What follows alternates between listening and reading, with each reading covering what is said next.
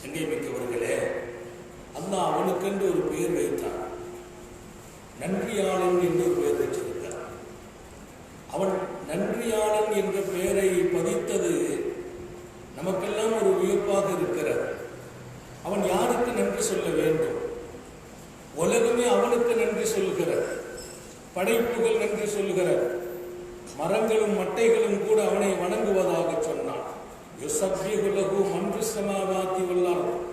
வானில் உள்ளவர்களும் புவியில் உள்ளவர்களும் அவனை துதிபாடுகிறார்கள். ஒரு ஆயத்திலே வானத்தில் உள்ளவைகளும் புவியில் உள்ளவைகளும் ஆடு மாடுகள் உட்பட காட்டு விலங்குகள் உட்பட வானத்தில் புவியில் உள்ளவைகள் எல்லாம் அவனை துதிபாடி நன்றி செலுத்துகிறார்கள். அவன் படைத்த படைப்புகள் அனைத்தும் அவனை துதிபாடுகிறது. இதிலே மனிதன் என்று மாத்திரமல்ல, உயிரினங்கள் என்பது மாத்திரமல்ல, உயிரினங்கள் அல்லாதவைகளும் அவனை துதிபாடுகிறது. இலைகளை தேவையில்லாமல் உதிர்த்தாதீர்கள் என்கிறார்கள் நபிகள் நாயகம். அது மரங்களில் இருக்கிற போது தஸ்மீஹ் செய்கிறது என்கிறார்கள்.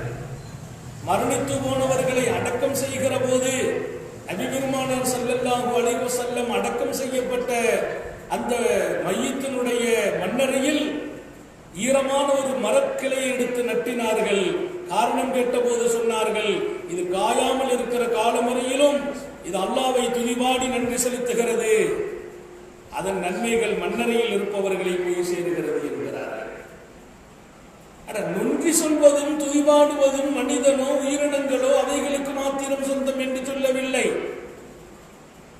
திடப்பொருள்களும் தாது பொருள்களும் இலைகளைகளும் கூட அவனை துதிபாடுகிறது என்ற சரியான செய்திகளை திருக்குர்ஆனும் வல்லல் நபி ஸல்லல்லாஹு அலைஹி வஸல்லம் சொல்லித் தருகிறார்கள். ஆக உலகத்தில் இருக்கும் அனைத்தும் அவனுக்கு நன்றி சொல்லிக் கொண்டிருக்கிறது. அவன் யாருக்கு நன்றி சொல்ல வேண்டும்? அவன் நன்றி சொல்ல வேண்டிய அவசியம் இங்கே இருக்கிறது. எனக்கு அவன் நன்றி சொல்வதோ, உங்களுக்கு சொல்வதோ, உயிரினங்களுக்கு சொல்வதோ அவன் சொல்ல வேண்டிய அவசியம் இங்கே இருக்கிறது. அப்படியானால் அவன் நன்றியாளன் என்பதில் நான் என்ன பொருளை விளங்க வேண்டும்?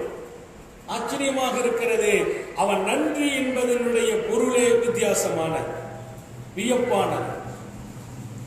எனக்கு ஒரு உபகாரம் செய்தால் அந்த உபகாரத்திற்கு நான் பகரம் செய்ய, அந்த உபகாரத்துக்கு பகரம் செய்ய, அதுக்கு நன்றி. அப்படி இல்லைன்னு சொன்னா அந்த உபகாரத்தை நான் மறக்க கூடாது. அதுவும் நன்றி தான். அவரை நினைச்சுக்கிறார். அவர் நம்மோடு நடந்து கொண்ட விதத்திற்கு அவரை நினைக்கிறது. பகரம்ங்கிறது செயல்களால் இருக்கிறது. சில பேர் மனசுல வச்சுக்கிறது. உறுப்புகளால் நன்றி 3 வகை இருக்குது. உறுப்பால நன்றி செலுத்துறது, செயல்பாடுகள் உள்ளத்துல வச்சுக்கிறது. 3வது வகை இருக்குது, நாவால நன்றி. ரொம்ப டான்ஸ் சொல்றது, அது அன்னைக்கே முடிஞ்சு போயிடும். எல்லாம் தான் சொல்லி முடிச்சுட்டேங்க.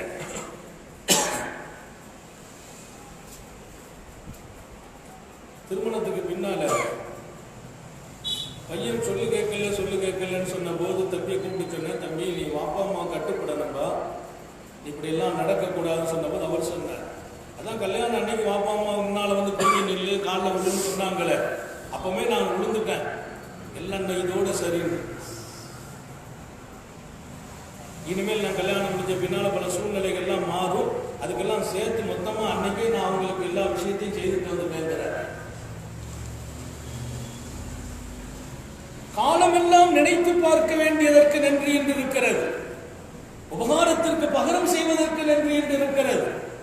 அல்லாஹ் எப்படி நன்றி சொன்னான் என்றால் அது வினோதமானது, ஆச்சரியமானது.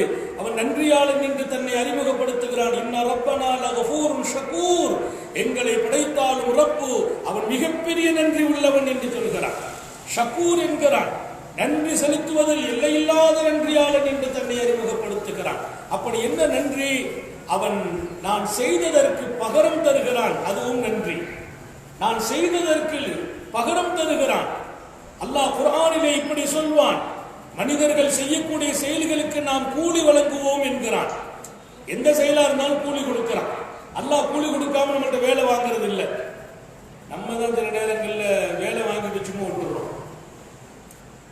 வேலை வாங்கிட்டா கூலியை கொடுத்துருவான். அவன் திருக்குறானிலே தெளிவாக சொன்னான், நாம் கூலியை முழுமைப்படுத்தி கொடுப்போம் என்கிறான். கூலி கொடுப்போம் சொல்லல, முழுமைப்படுத்தி கொடுப்போம்.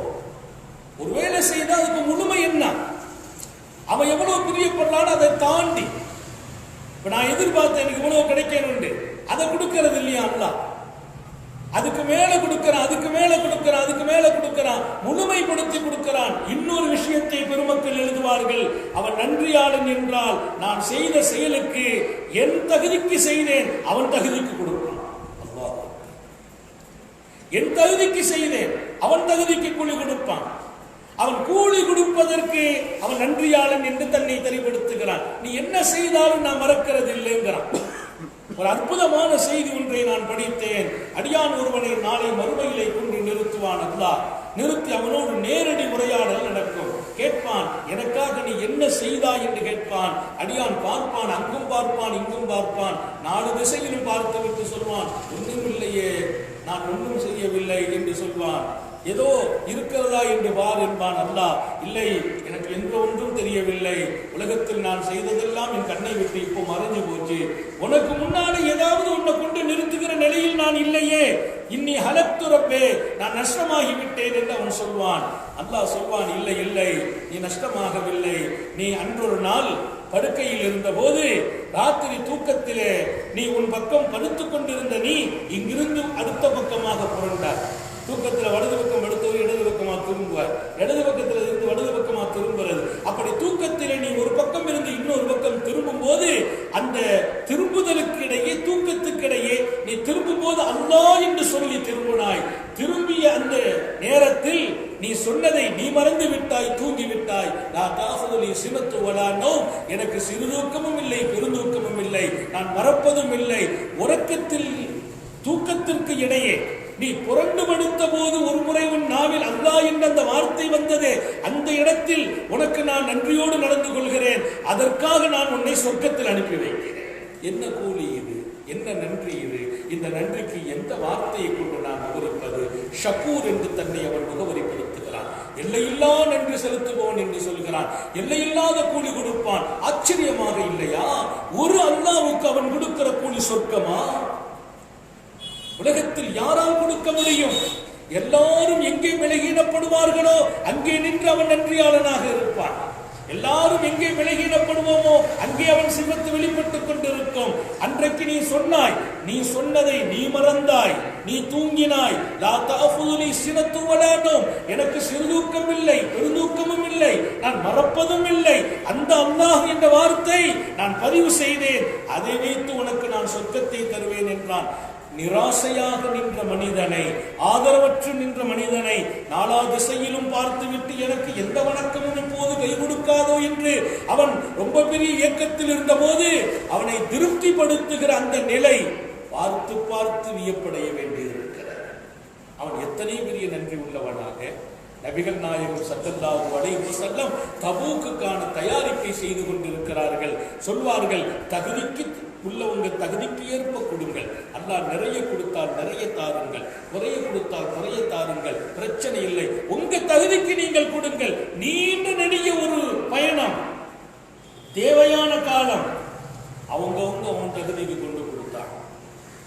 அவங்க தகுதிக்கு கொண்டு கொடுத்தாங்க. ஒரு கை நிறையத்தான் கொண்டு வந்தார், கொண்டு கொடுத்தார், அங்கீகரித்துக் கொண்டார்கள். கொடுத்தவர்கள் எல்லாம் முடிந்து போனது. இப்போது பெருமானார் எங்கே அவரை என்கிறார்கள். யார் என்று கேட்கிறார்கள். உல்பாவை எங்கே என்கிறார்கள். பெருமானார் உல்பாவை எங்கே என்கிறார்கள். நபி பெருமான் ஸல்லல்லாஹு அலைஹி வஸல்லம். சாபுகளுக்கெல்லாம் பெரிய ஆச்சரியம். ஏழைகளிலும் பெரிய ஏழை, ஒன்றுமில்லை, சாப்பிடுவதற்கு கூட வழி இல்லை, உடுத்த துணியை மாற்றி உடுக்கிற நிலை அவருக்கு இல்லை. எங்கே உல்பா என்கிறார்கள் பெருமானார். அவர் அங்கே வரவே இல்லை, கொடுக்கவும் இல்லை. ஸல்லல்லாஹு அலைஹி வஸல்லம் எங்கே? உல்பா இல்லை நாயகமே, உல்பாவை அழைத்து வாருங்கள் என்கிறார்கள்.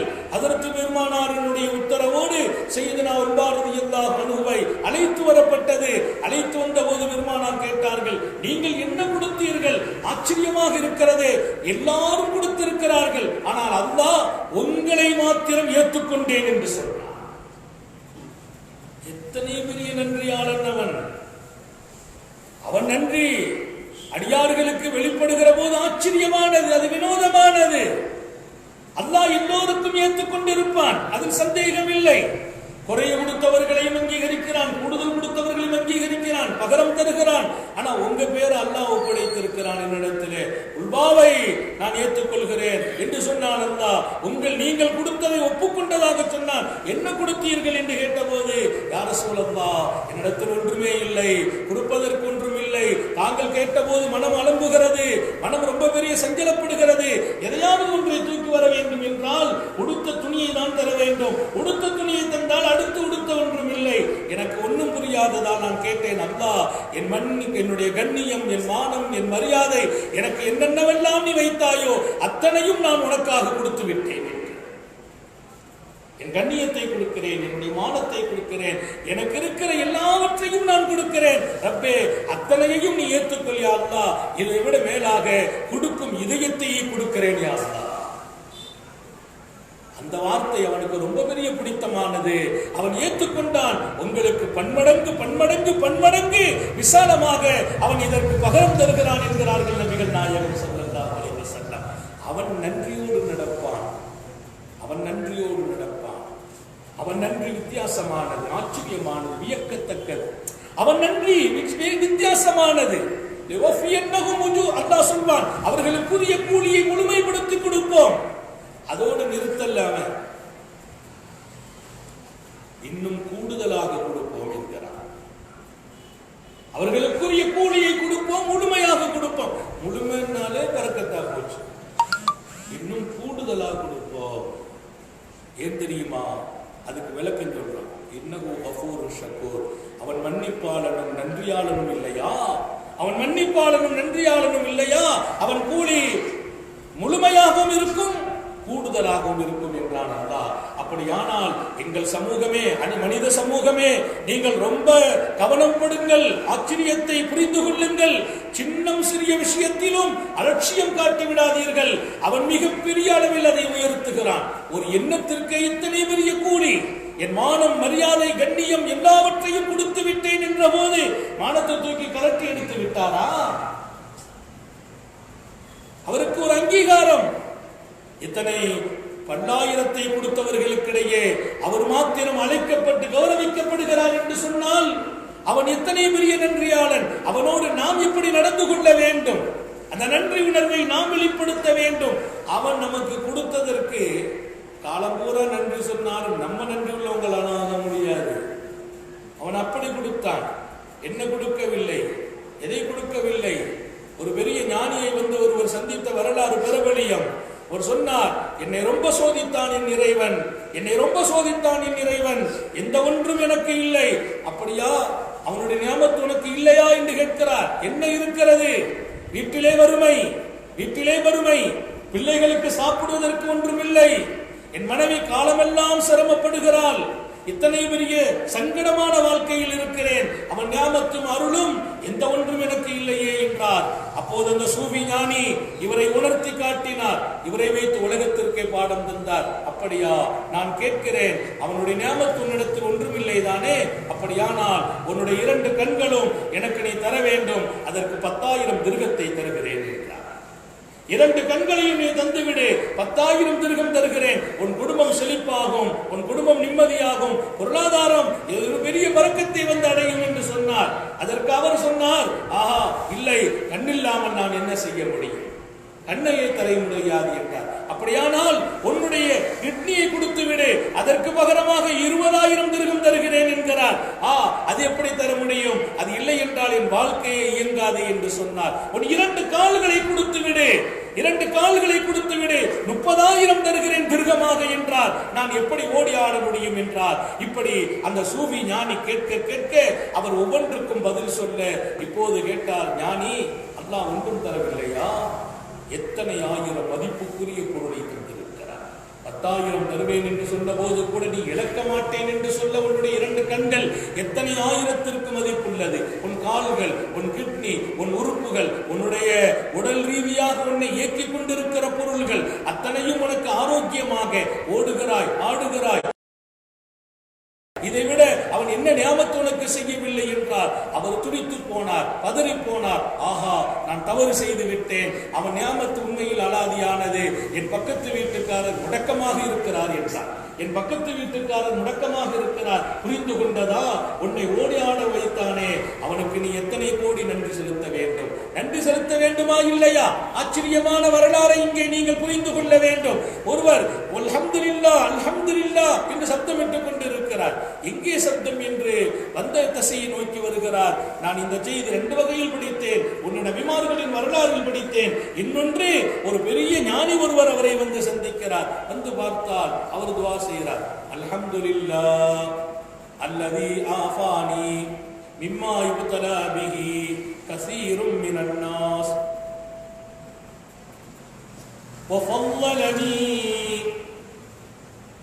وفضلني ممن خلق. அவர் கேட்ட துஆ. எதை கொண்டு சோதனைக்கு ஆளாயிருக்கிறார்களோ அதிலிருந்து என்னை ஆரோக்கியமாக வைத்த ரப்பே, உன்னை புகழ்ந்து கொண்டே இருக்கிறேன். உலகத்திலே பல்லாயிரம் மக்கள் எதை கொண்டு சோதனைக்கு ஆளாகி இருக்கிறார்களோ அதிலிருந்து என்னை நீ பாதுகாத்ததற்காக உன்னை நான் புகழ்கிறேன். என்னை ஆரோக்கியமாக சுகமாக வைத்தாயே, உன்னை நான் புகழ்கிறேன் என்ற முதல் வார்த்தை. இரண்டாவது, ஃபضலனி, என்னை ரொம்ப பெரிய சிறப்புக்குரியவனாக ஆக்கியிருக்கிறாய். எதை விட? மிம்மன் ஹுலிக், படைக்கப்பட்ட பல்லாயிரம் படைப்புகளை விட என்ன சிறப்பான படைப்பா நீ படைத்திருக்கிற, உனக்கு எல்லாம் புகழும் சொல்லிக் கொடுக்கிறார். அவர் பார்த்தவர் ஏந்து போனார். இந்த துவா யார் செய்யறான்னு பார்த்தா அங்கிருந்து செய்யறாரு. அவரு 2 காலும் இல்லை, 2 கையும் இல்லை. மக்தூல் யதைன், ஒரு ரிஜ்லைன், கால் இல்லை, கை இல்லை. இதற்கு மேலால் அவர் 2 கண்ணும் தெரியவில்லை, 2 காலும் இல்லை, 2 கையும் இல்லை, கண்ணும் தெரியவில்லை. அவர் சொல்கிறார், அல்ஹம்துலில்லாஹ் அல்லதி ஆஃபானி மிம்மா யுப்தலா பிஹி கஸீரும் மினன் நாஸ். உலகத்தில் பல்லாயிரம் மனிதர்கள் எதிலே சோதனைக்கு ஆளாயிருக்கிறார்களோ அதிலிருந்து என்னை சுகமாக்கி வைத்தவனே உன்னை புகழ்கிறேன். அவர் கேட்டார், அந்த சூபி, என்னங்க உங்களை சுகமாக்கி வச்சிருக்கிறான்? உலகத்துல எல்லாரையும் விட என்ன சிறப்பாக்கி வச்சிருக்கிறாங்கிறீங்களே, என்ன சிறப்பாக்கி வச்சிருக்கிறான்? அப்படி என்ன சுகத்தை கொடுத்திருக்கிறான் அப்படின்னு கேட்ட போது அவர் சொன்னார், என்னப்பா நீ உலகத்துல எல்லாரும் சோதிக்கப்பட்டிருக்கிறார்கள், அதிலிருந்து என்னை ஆரோக்கியமாக்கினாய் என்கிறீர்களே, அப்படி என்ன சோதனை, அப்படி என்ன ஆரோக்கியம்? அவர் சொன்னார், எனக்கு அல்லாஹ் எத்தனை பெரிய நியாமத்து செய்தான். லிசானன் தாக்கிரா லீ, அவர் சொன்னார், இன்னலி லிசானன் தாக்கிரா, இன்னலி லிசானன் தாக்கிரா, எனக்கு இப்படி ஒரு நியாமத்தை கொடுத்திருக்கிறான். எப்போதும் அவனை துதிபாடுகிற, திக்ர் செய்கிற, அவனை புகழ்கிற நாவை எனக்கு தந்திருக்கிறான். உலகத்தில் எத்தனையோ கோடி மக்கள் அவனை நினைவு கூறுகிற நாவில்லாமல் வாழ்ந்து கொண்டிருக்கிறார். எனக்கு கண்ணை இல்லாமல் ஆக்கினான், காலை இல்லாமல் ஆக்கினான், நாவிலே ஒரு புண்ணை கொடுத்து நாவில்லாமல் ஆக்கவில்லை, நாவை தந்தான். எப்படிப்பட்ட நாவை? அவனை துதிபாடுகிற நாவை தந்திருக்கிறான். ஓ கல்பன் ஆஃபியா, ஆரோக்கியமான இதயத்தை தந்திருக்கிறான். ஓ ஷாக்கிரா, நன்றியோடு நடக்கும் இதயத்தை தந்தான். அல்லாஹ் நம்ம எல்லாருக்கும் நசீபாக்குவானாக. இப்ப என்னுடைய உள்ளம் நன்றியோடு இருக்கிறது. இப்படி ஒரு நாவை கொடுத்திருக்கிறானே, உள்ளத்துல ரொம்ப அமைதியை தந்திருக்கிறான், மகிழ்ச்சியை தந்திருக்கிறான். எந்த வகையிலையும் சலனம் ஏற்படவில்லை, சலசலப்பு ஏற்படவில்லை. தேவையான நேரத்தில் தேவையான எருணத்தை ஒவ்வொருத்தங்களும் போய் கஷ்டப்பட்டு எடுக்கிறாங்க. என்ன தேடி கொண்டு பல பேர் கொடுத்துட்டு போற நசீபை தந்திருக்கிறார். கால் இருக்கிறவங்க ஓடி ஓடி போய் உழைச்சி சாப்பிடுறாங்க, கண் இருக்கிறவங்க அங்க போறாங்க. என்ன ஒரு இடத்துல உட்கார வச்சான், கண் இல்லாமல் ஆக்குனான், கால் இல்லாமல் ஆக்குனான். போறவங்க கூட எனக்கு தெரியாது, ஆனால் எனக்கு முன்னால் உணவுகளை குவித்தான். ஒவ்வொருத்தங்களும் கொடுத்துட்டு போறாங்க.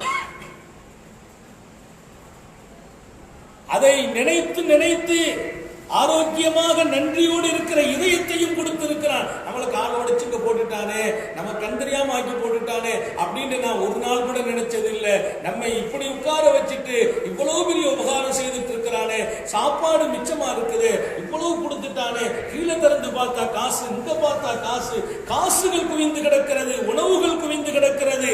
நான் உனக்கு இன்னும் நன்றி உள்ளவனாக ஆகவில்லையே. உலகத்தில் எல்லாரையும் விட என்ன சிறப்பாக்கி வச்சிருக்க. பார்க்கிற பார்வைதான் முக்கியமானது. கல்பன் ஷாக்கிரா, லிசானன் ذாக்கிரா.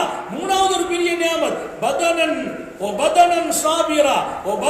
சாபிரா லில்பலா. உலகத்தில் 1000 சோதனைகளை கொடுத்தான் என் உடலுக்கு. அந்த சோதனைகளில் எல்லாம் உடலை தாங்குவதற்கும் சகிப்புத்தன்மையோடு இருப்பதற்கும் தௌஃபீக் செய்தான். உடம்பு தாங்கணுமா இல்லையா? நோயை தாங்குற உடம்பு வேணும், நோயை ஏற்றுக்கொள்கிற உடல் வேணும், சைப்புத்தன்மை உள்ள உடல் வேணும், பொறுமையா இருக்கிற உடல் வேணும். பொறுமையாக இருக்கிற உடலை கொடுத்தான். அவனை துதிபாடுகிற நாவை கொடுத்தான். அவனுக்கு இன்னும் நன்றி சொல்கிற உள்ளத்தை கொடுத்தான்.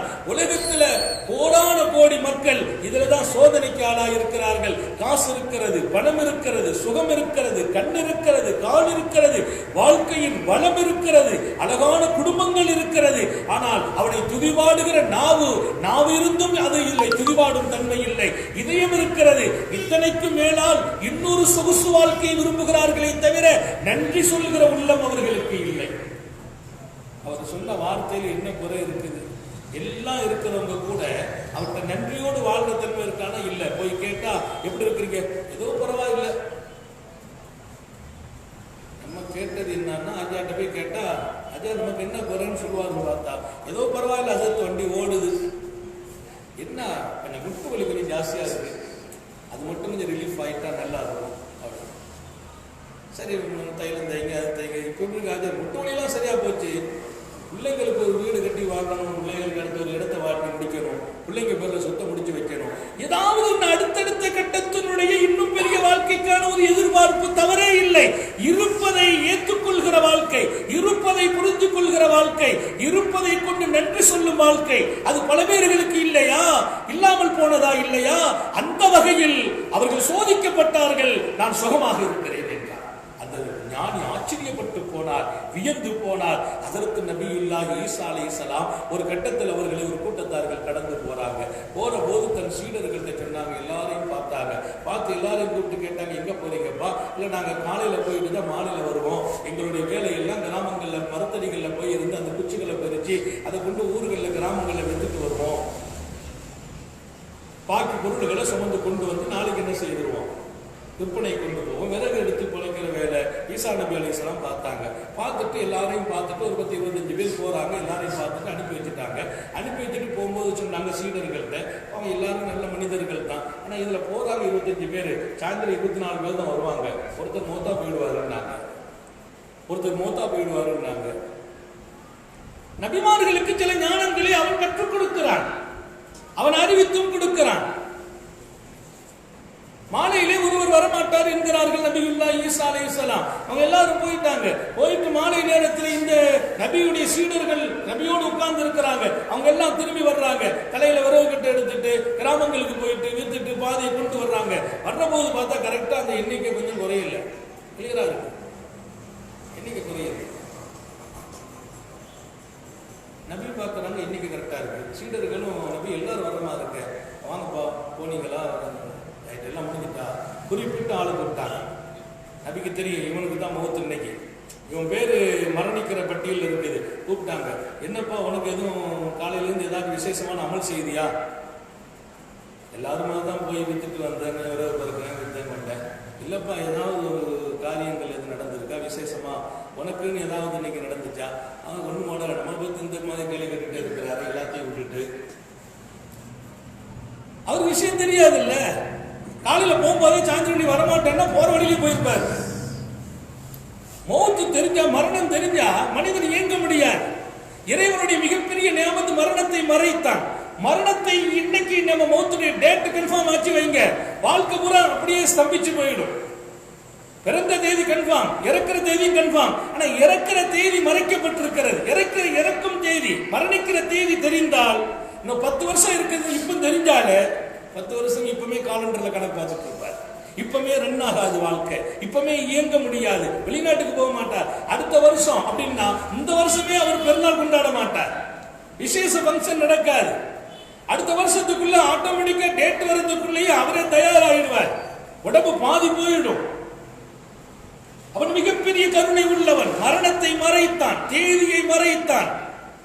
அவர் குதூகலமா இருப்பார், கல்யாண வீட்டுல இருப்பார், வீட்டுல ஃபங்க்ஷன் நடக்கும், அவருக்கு இன்னைக்கு இறுதி நாள், அவருக்கு தெரியுமானா தெரியாது, அவர் மகிழ்ச்சியாக நடமாட வைப்பான். அல்ல வீட்டுல எல்லாரும் சொல்லுவாங்க, காலையில என்னமா இருந்தாரு, என்ன பாருங்க மாப்பிள்ளையோட போட்டோ நிக்கிறார், எல்லாம் சரிதான், சாயந்தரம் போயிட்டாரு. சாயந்தரம் போவோம் என்று தெரிந்தால் காலையிலே ஃபங்க்ஷன் சரியா நடக்காது. உலகத்தில் அனைத்தும் அழகாக நடக்க வேண்டும் என்பது அவனுடைய தீர்மானிப்பு. எனவே மரணங்களையும் கூட அதன் நேரங்களையும் கூட மறைத்து நம்மை வாழ வைத்தான்.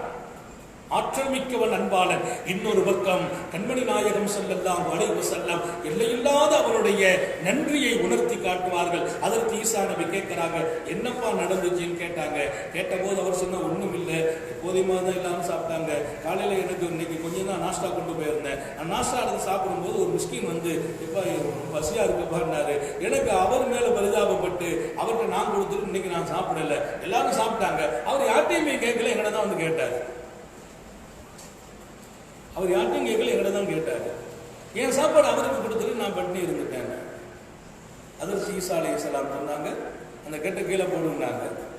அவர் வச்சிருந்த கெட்டை, அந்த கெட்டை கீழே போட்டா உள்ள இருந்து ஒரு கருணாக போதும். இன்னைக்கு இப்பமெல்லாம் நீ கபூர்ல இருக்க வேண்டிய இடம், கபூர்ல இருக்க வேண்டிய நேரம், மன்னரைக்கு போயிருக்கணும். இன்னைக்கு உனக்கு மௌத்து தீர்மானிக்கப்பட்டு இருந்துச்சு, உனக்கு மௌத்து தீர்மானிக்கப்பட்டுச்சு. என் ரப்பு எத்தனை பெரிய நன்றி உள்ளவன் தெரியுமா? நீ அந்த மிஸ்கீனுக்கு சாப்பாடு கொடுத்த போது அவன் உடனே முடிவு செய்தான், உனக்கு அவன் பகரம் செய்யணும் ஆசைப்படுறான், உபகாரம் செய்யணும்னு நினைக்கிறான். அவன் செய்த உபகாரம் உனக்கு ஆயுள் பிச்சை கொடுத்தான். ஒரு ரொட்டிக்கு ஹயாத்து கிடைச்சிச்சு.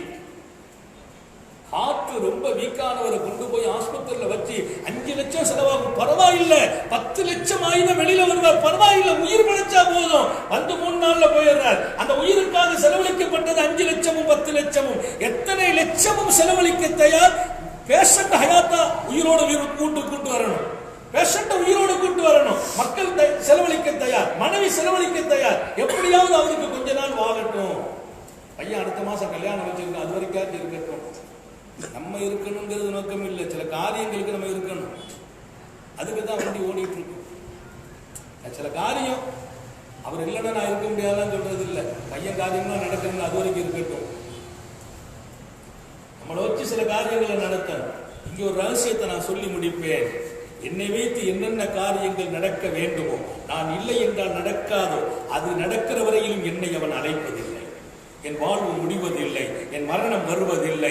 எனக்கு அவன் எப்போது அழைத்து விட்டானோ என்ன கொண்டு ஆகணுங்கிறது எதுவும் இருக்காது. என்னென்ன ஆகணுமோ அதை ஆக்கும் காரியங்களை அவனை செய்து கொண்டிருப்பான் என்பதையும் இங்கே நான் புரிவதற்காக தருவேன். அன்பர்களை புரிந்து கொள்ளுங்கள். அவன் மிகப்பெரிய ஆச்சரியமாக நன்றி உள்ளவன். அப்போ ஒண்ணுக்கு பகரம் கொடுக்கிறது தான். அப்போ ஒரு ரொட்டியை கொடுத்தா அதுக்கு பகரமா அவர் 1 லட்சம் ரூபாயை கொடுத்திருக்கலாம். அவர் நாளைக்கு விறகு விட்டாத அளவுக்கு பணக்காரன் ஆக்கி இருக்கலாம். அதெல்லாம் பெரிய விஷயம் இல்லை. அவரை பணக்காரன் ஆக்கிட்டு அடுத்த நாள் மௌத்தாக்குன்னு அதுக்கு என்ன, பணத்துக்கு என்ன மதிப்பு இருக்கிறது? அவருக்கு வாழ்க்கையை கொடுத்தான், இன்னும் பல நாட்கள் வாழும் வாய்ப்பை கொடுத்தான். அதற்கு நபியுல்லாஹி ஈசா அலைஹிஸ்ஸலாம் நிறுத்தினார்கள், அந்த மிஸ்கீனை உனக்கு முன்னால் அனுப்பி வைத்து உன் மீது அவன் பெரிய கருணை உள்ளவனாக இருந்தான். அந்த மிஸ்கீன் இன்னொரு ஆள்கிட்ட போய் கேட்க கூடாதா?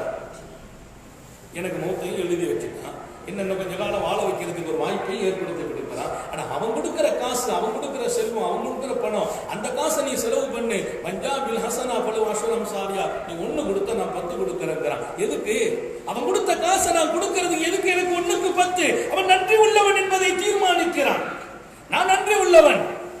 1க்கு 10. பெருமானார் கொஞ்சம் கூட்டுவார்கள். 1க்கு 10 அல்ல, 10ங்கிறது ஒரு அளவு. அதற்கு மேல் 1க்கு 7, 7க்கு 700, 700, 7000 அப்படி பெருக்குவான் அல்லாஹ். திருக்குரான் சொல்லும், அவன் பெருக்கி தருவான், பன்மடங்காக்கி தருவான். நான் கொஞ்சம் கொடுத்தா அவன் பெருசா தருவான், நான் லேசா செய்தான் அவன் விசாலமாக செய்கிறான். இங்கே ஒரு செய்தியை சொல்லி முடித்துக் கொள்வேன்.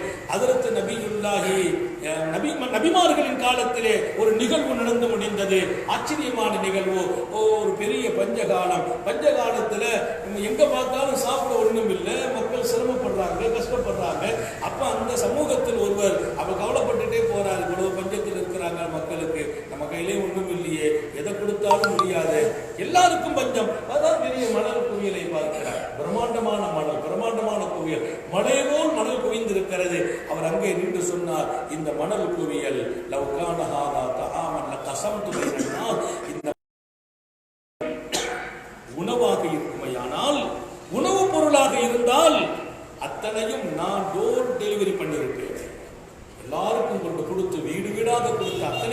பஞ்சத்தை தீர்த்திருப்பேனே. அவர் ஆதங்கம் அது, மக்கள் மீது அவருக்கு ஏற்பட்ட அன்பு அது. மக்கள் பசியில் துடிப்பதை கண்டு அவர் வாடினார். இந்த மணல் குவியல் எல்லாம் உணவாக இருந்தால் கசப்பு பைரன்னார், எல்லாருக்கும் பங்கீடு செய்து கொடுத்திருப்பேனே என்று அவர் சொன்னார். அல்லாஹ் உடனே அந்த காலத்தில் வாழ்ந்த நபியை கூப்பிட்டு சொன்னான், அன்குல்லஹு இன்னி சதக்து இன்னி கபில்து சதகதஹு. அவரை கூப்பிட்டு சொல்லுங்கள், அவரை கூப்பிட்டு சொல்லுங்கள், அல்லாஹ் உங்களுக்கு நன்றி சொன்னான் என்று சொல்லுங்கள், அவரை கூப்பிட்டு சொல்லுங்கள். இந்த மணல் குவியல் அனைத்தும் உணவாக்கப்பட்டு அந்த உணவுகளை தர்மம் செய்த கூலி உங்களுக்கு எழுதப்பட்டு விட்டது. அட கொடுக்கலங்க, அவராவது ஒரு ரொட்டியை கொடுத்த ஆயுளை பெற்றார், இவர் ரொட்டியையும் கூட கொடுக்கல. மணல் குவியல் உணவாக இருந்தால் பங்கீடு செய்திருப்பேனே, அந்த எண்ணத்திற்கு நான் கூலி கொடுப்பேன். என்ன கூலி? அத்தனையையும் தர்மமாக கொடுத்த கூலி. நீங்கள் ஆச்சரியப்பட வேண்டாமா? அவன் நன்றி சொல்கிறது என்பது வினோதமானது, ஆச்சரியமானது. அவனுக்கு பேர் ஷக்கூர், கூடுதல் நன்றி உள்ளவன், அதிகமாக நன்றி. அவனுடைய நன்றி என்பது இப்படி மாத்திரமல்ல, நான் செய்ததற்கு பன்மடங்கு. இன்னும் சில நேரங்களில் நான் எல்லாம் செய்வேன், அவன் எதையுமே கொடுக்காமல் இருப்பான். நன்றியே ரப்பு செய்யலையே நினைக்க வேண்டியதில்லை, அத்தனையையும் சேகரித்து வைத்துக் கொண்டிருப்பான். நாளை அவன் முன்னால் வரும்போது இதோ பார், இதோ பார், இதோ பார் என்று பார்க்கும் இடமெல்லாம் எனக்கான உபகாரங்களை, உயர்வுகளை, பதவிகளை ஆக்கி கொண்டிருப்பான். இதெல்லாம் எப்படி? என் வணக்கம் ஒன்றுமே இல்லையே. உலகத்தில் சில காரியங்களை நீ செய்த போது அங்கே நான் உனக்கு கொடுக்கவில்லை தெரியுமா? அதையெல்லாம் சேமித்து வைத்திருக்கிறேன், சேமித்து வைத்திருக்கிறேன், நீ நிரந்தர வாழ்க்கையில் அனுபவிக்க வேண்டும் என்று. சுப்ஹானல்லாஹ், அவன் இத்தனை பெரிய நன்றியாளன். நான் இன்னும் சாராக வேண்டும், இன்னும் சரியாக வேண்டும், என் வாழ்க்கையை பண்படுத்த வேண்டும், பக்குவப்படுத்த வேண்டும். நல்ல செயல்கள் மாத்திரமல்ல, நல்ல எண்ணங்களும் வர வேண்டும். என் நல்ல எண்ணங்களையும் கூட அவன் நன்றியாளன் என்பதால் வீணாக்குவதில்லை. என் நல்ல செயல்களில் சிறியதையும் அவன் விடுவதில்லை. எனவே அப்படிப்பட்ட ஆச்சரியமான, வினோதமான அவனுடைய நன்றியை நினைத்து நினைத்து நான் மகிழ்ச்சி பெறுகிற வாழ்க்கையை பெறுகிறேன். எல்லோருக்கும் சுப செய்தியாக சொல்வேன், அப்படிப்பட்ட ரப்பு இருக்கிறான். அவன் கஃபூருன் ஷக்கூர், கஃபூருன் ஷக்கூர், மன்னிப்பாளனும் நன்றியாளனும். அப்படிப்பட்ட ரப்பு இருக்கிறான், அப்படிப்பட்ட இறைவன் இருக்கிறான். அவனை எப்போதும் நீங்கள் நினைத்து வாழுங்கள். மக்களுக்கு உபகாரம் செய்யுங்கள், பிறருக்கு நலன் செய்யுங்கள், வீட்டில் மகிழ்ச்சியை உண்டாக்குங்கள். நீங்கள் செய்யும் அத்தனைக்கும் அவன் நன்றி சொல்வான். உலகத்தில் யாரிடத்திலும் நன்றி எதிர்பார்க்க வேண்டியதில்லை. இந்த நன்றியெல்லாம் காலத்தால் அழிந்து போகும். அவன் செய்கிற நன்றி அது நீடிக்கும், இன்றைக்கும் என்றைக்கும் நாளை மறுவாழ்வுக்கும் பயனளிக்கும் என்று சுபச்செய்தி சொல்லி, அப்படிப்பட்ட நன்றி உள்ள ரப்பை என்றைக்கும் நினைத்து பார்த்து வாழ்கிற வாழ்வை வழங்கி புரிவானாக. சோதனைகளில் இருந்து பாதுகாப்பானாக, நெருக்கடிகளில் இருந்து பாதுகாப்பானாக, கெட்ட முடிவுகளில் இருந்து பாதுகாப்பானாக. உயிர் கொடுக்கப்படும் காலம் வரையிலும் உடல் சுகத்தையும் வழங்குவானாக. முடக்கமாகி விடாமல், படுக்கையில் விழுந்து விடாமல், யாருக்கும் சுமையாகி விடாமல் வாழச் செய்வானாக. நீண்ட நெடிய நாட்கள் நோய் நொடிகள் இல்லாமல் உடல் ஆரோக்கியத்தோடு, மன நிறைவோடு, இன்பத்தோடு அல்லாஹ்வை நின்று வணங்கி வழிபட்டு வாழும் நசீபையும் பாக்கியத்தையும் எல்லாம் அல்ல அல்லாஹ் உங்களுக்கும் எனக்கும், நம்மை ஈன்றெடுத்த தாய் தந்தையர்களுக்கும், நமது மனைவி மக்கள், உற்றார் உறவினர் யாவருக்கும் கொடுத்தருள் புரிவானாக. நமது உயிரினும் மேலான கண்மணி காத்தமுன் நபியின் முஹம்மது ரசூலுல்லாஹி ஸல்லல்லாஹு அலைஹி வஸல்லம் அவர்களை கனவிலும் நனவிலும் கண்டுகளிக்கும் பெரும் பாக்கியத்தை அல்லாஹ் நம் எல்லோருக்கும் வழங்கியருள் புரிவானாக என்ற நல்ல துஆக்களோடு உங்கள் எல்லோருடைய துஆவையும் பிரார்த்தனையையும் ஆதரவைத்து என் வார்த்தைகளை